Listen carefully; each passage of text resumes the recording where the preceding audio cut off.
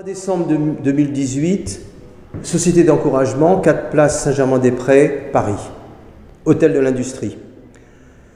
Premières assises de l'innovation, organisées par la Société d'encouragement pour l'industrie nationale et par le collectif Innovation. Nous avons le plaisir d'avoir parmi les intervenants de l'introduction au sujet Hervé Novelli, qui est, tout le monde le sait, ancien ministre et qui est un pionnier dans le domaine de l'innovation. Alors, Monsieur le ministre, dites-nous pourquoi vous nous faites le plaisir d'avoir accepté notre invitation. Écoutez, j'ai toujours été convaincu que l'innovation, c'est le ressort des sociétés modernes et que si cette innovation est mal mise en pratique, si on empêche d'innover, eh bien, on rend nos sociétés immobiles. Et c'est la raison pour laquelle j'avais participé déjà à une initiative prise par ce collectif Innovation qui était alors en gestation. Et je me félicite que ces premières assises de l'innovation aient lieu aujourd'hui. C'est en tout cas ma conviction, l'innovation, c'est le chaînon magique pour bâtir une société en croissance qui produise de la bonne santé économique, de la prospérité et donc du progrès social.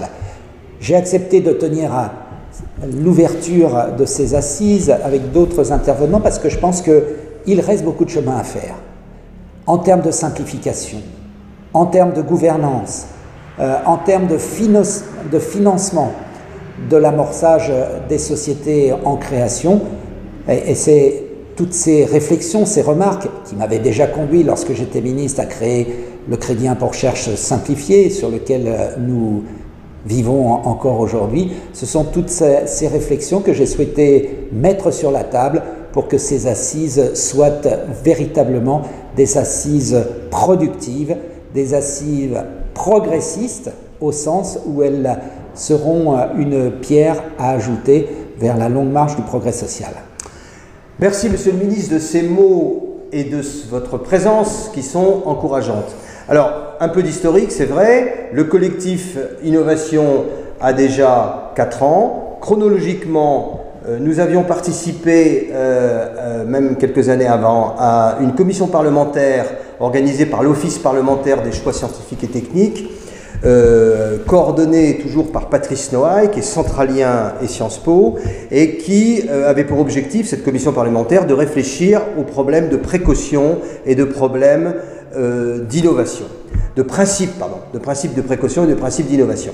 Donc c'est un prolongement. Ce prolongement, il a été fait également via l'occasion des élections présidentielles, primaires comprises, et nous avons donc demandé à tous les candidats aux élections présidentielles d'être interviewés, de nous donner leurs idées sur un sujet aussi stratégique qu'est l'innovation. Et je dois dire que Monsieur Novelli est l'un des rares, avec Jacques Cheminade, à avoir répondu à notre invitation dans ces murs d'ailleurs, positivement, et de venir physiquement présent. Les autres ont envoyé un collaborateur.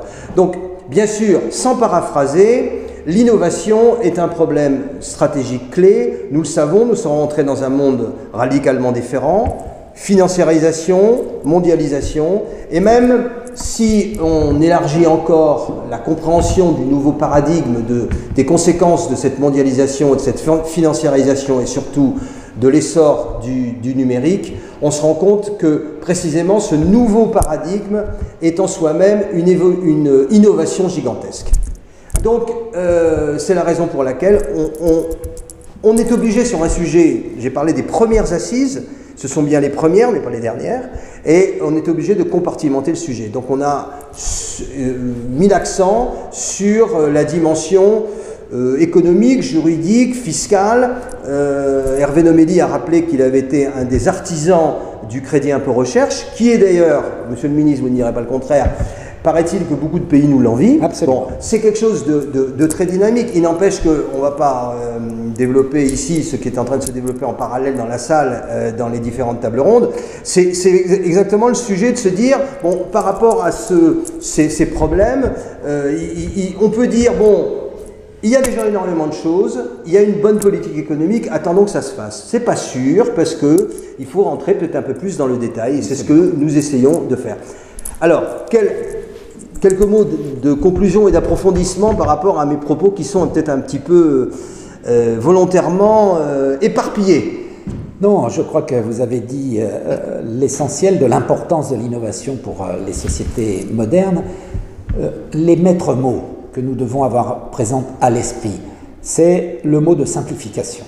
Parce que la gouvernance de l'innovation, qu'elle soit publique ou avec des partenaires privés, elle est trop compliquée. Je pense notamment à tout ce qui concerne les liens universités, laboratoires, petites entreprises, organismes publics de recherche. Tout cela nécessite d'être simplifié. Il faut raccourcir la chaîne de l'idée à l'émergence du produit qui contient cette idée. Tout cela, ça porte le mot de simplification. Et puis, il y a, au-delà de la simplification et de la gouvernance, le financement de cette innovation. Et là, nous pouvons faire beaucoup mieux. Le financement ne doit pas être public, stricto sensu.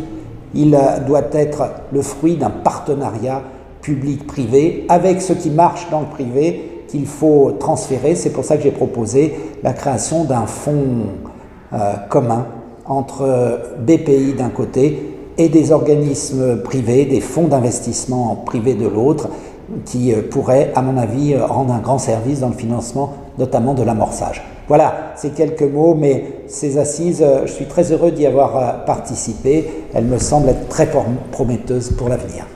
Merci Monsieur le Ministre. C'est vrai, le fléchage de l'épargne, c'est un débat énorme. Tout est encore à faire. Merci Monsieur le Ministre de votre Merci à vous. Qualité et de votre présence encore. Au revoir. Merci à vous. Merci.